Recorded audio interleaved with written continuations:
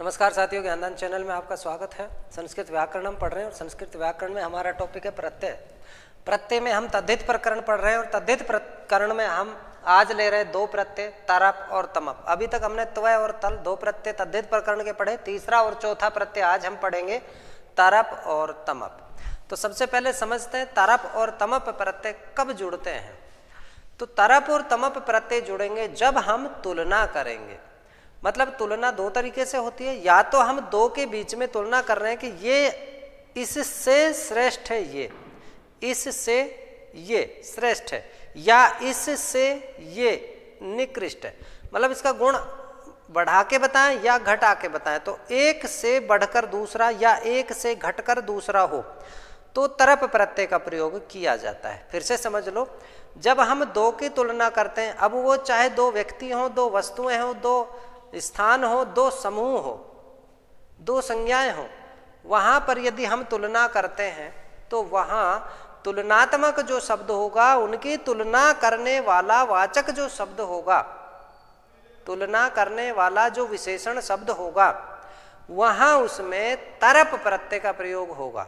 कब? जब दो में करेंगे तो एक से बढ़कर दूसरे को बताएंगे। चाहे दो समूहों में से एक समूह को श्रेष्ठ बताएं, चाहे दो व्यक्तियों में से एक व्यक्ति को श्रेष्ठ बताएं, चाहे दो वस्तुओं में से एक वस्तु को श्रेष्ठ बताएं, तो वहां तरप प्रत्यय का प्रयोग होगा। दूसरा, जब सभी में से एक को श्रेष्ठ बताएं, इन सब में ये श्रेष्ठ है, इन सब से ये निकृष्ट है, अपवर्ग चाहे डाउनवर्ग, यानी चाहे उनका गुण या दोष, जो भी चीज हम बताएं तो पूरे समूह में से एक को बताएं, पूरी जाति में से किसी एक को बताएं। जैसे सभी फलों में आम श्रेष्ठ है, तो बहुत सम से पूरे में से सब में से एक को हम श्रेष्ठ या निकृष्ट बताते हैं। तो वहां पर जो विशेषणवाची श्रेष्ठतावाची या निकृष्टतावाची शब्द है, उसमें तमप प्रत्यय का प्रयोग होगा। दो की विशेषता बताने में विशेषणवाची शब्द जिसकी हम श्रेष्ठता बता रहे हैं, उनमें विशेषतावाची जो शब्द होगा, विशेषण शब्द जो होगा, उसमें तरप प्रत्यय, समूह में से बताएंगे तो तमप प्रत्यय। समझते हैं? तुलना करने में तरप और तमप प्रत्यय होता है। तरप प्रत्यय का तर शेष रहता है, तमप प्रत्यय का तम शेष रहता है। ठीक है, तुलना करने में इनका प्रयोग होता है। दो से तुलना करेंगे तो तरप प्रत्यय, और समूह में किसी एक को श्रेष्ठ बताएंगे तो तमप प्रत्यय का प्रयोग किया जाएगा। तरप तमपौ घ, ये सूत्र कहता है, कई बार पूछ लेते हैं, निम्नलिखितेषु घ संज्ञकौ स्तौ, निम्न में से घ संज्ञक कौन कौन से हैं। तो वहां तरप और तमप ये दोनों ही प्रत्ययों को घ संज्ञक कहा गया है।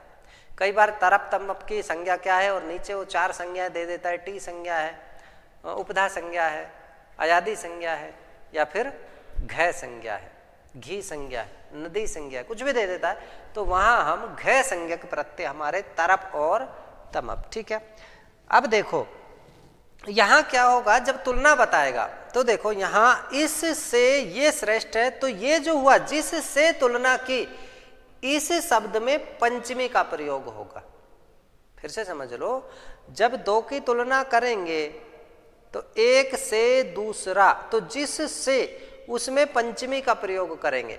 पूरा समूह बताएंगे, इनमें से ये श्रेष्ठ है, इन सब में ये श्रेष्ठ है, तो इन सब में बहुवचन का पद जो होगा, छठी और सातवीं का प्रयोग यहाँ पे होगा, षष्ठी या सप्तमी विभक्ति का प्रयोग, जिससे श्रेष्ठता बताए। तो जो समूहवाचक शब्द होगा उसमें षष्ठी या सप्तमी का प्रयोग होगा तमप प्रत्यय के साथ में। यानी तमप प्रत्यय यदि हम किसी विशेषण में लगाएंगे तो जिससे श्रेष्ठता बताई उसमें षष्ठी विभक्ति का प्रयोग होगा, और तरप प्रत्यय यदि लगाएंगे तो जिससे श्रेष्ठता बताई या जिससे निकृष्टता बताई उसमें पंचमी विभक्ति का प्रयोग करेंगे। जिससे श्रेष्ठ या निकृष्ट बताया जाए उस शब्द में तरप प्रत्यांत यदि है तो पंचमी विभक्ति, और तमप प्रत्यांत पदों के योग में षष्ठी या सप्तमी विभक्ति का प्रयोग किया जाता है। नेक्स्ट देखो, तरप और तमप प्रत्यांत जो शब्द हैं उनके रूप तीनों लिंगों में बनते हैं। तरप तमप प्रत्यांत पदों के रूप तीनों लिंगों में बनेंगे।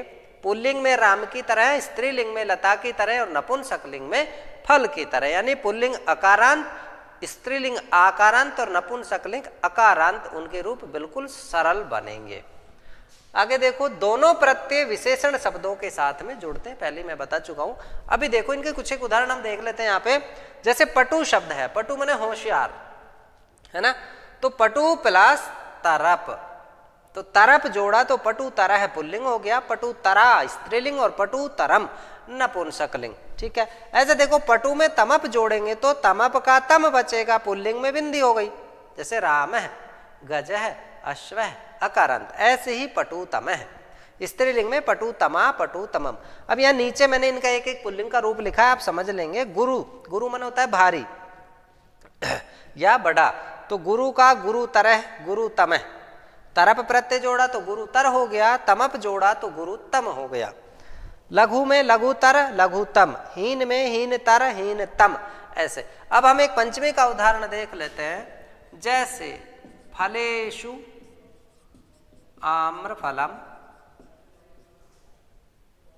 फलेषु आम्र फलम मधुरतरम मधुरतमम अस्ति। यहां पे क्या कहा, फलेषु आम्र फलम मधुरतमम। अब यहां हमने तम प्रत्यय का प्रयोग किया क्योंकि फलों में पूरे समूह में से एक फल को, आम्र फल को हम मधुरतम, सबसे मीठा बता रहे हैं। तो यहां मधुर शब्द में तमप प्रत्यय हुआ क्योंकि सब में से श्रेष्ठता बता रहे हैं, तो तमप प्रत्यय होगा। अब किस से बताया, फलों से, सभी फलों से या सभी फलों में से। तो जो ये सभी फलों का जो रूप था फलों में से, इसमें सप्तमी का प्रयोग हमने यहाँ किया। यहाँ षष्ठी का प्रयोग भी किया जा सकता है, फलानाम, फलानाम आम्र फलम मधुरतमम अस्ति। अब यदि यहां दो होता, मोहन से श्याम पटुतर अस्ति। अब देखो यहाँ नपुंसकलिंग था इसलिए मधुरतमम हुआ, यहाँ पुल्लिंग है इसलिए पटुतर है, पटुतर है हुआ। मोहन से श्याम पटुतर है, होशियार है। तो यहाँ जो किस से, मोहन से, मोहन से तो पंचमी विभक्ति, क्यों, तरप शब्द आया, तरप प्रत्यांत शब्द आया। तरप प्रत्यांत शब्द आएगा तो यहां जिससे श्रेष्ठता बताई उसमें पंचमी होगी, और तमप प्रत्यांत शब्द आएगा तो जिस समूह से, जिस पूरे ग्रुप से बताया उसमें षष्ठी और सप्तमी का बहुवचन का प्रयोग यहां पर हुआ। तो आशा करता हूं आपको बिल्कुल अच्छे से समझ में आ गया होगा। नहीं आया तो वीडियो को एक बार फिर से दोबारा देखिए, कमेंट बॉक्स में आप कमेंट करके लिख सकते हैं जहां भी आपको कोई समस्या हो। आज की कक्षा में इतना ही, नेक्स्ट क्लास फिर लेकर के हाजिर होंगे एक नए प्रत्यय के साथ। तब तक के लिए आप सब पढ़ते रहिए और अपने ज्ञान को बढ़ाते रहिए। पूरा वीडियो देखने के लिए आपका बहुत बहुत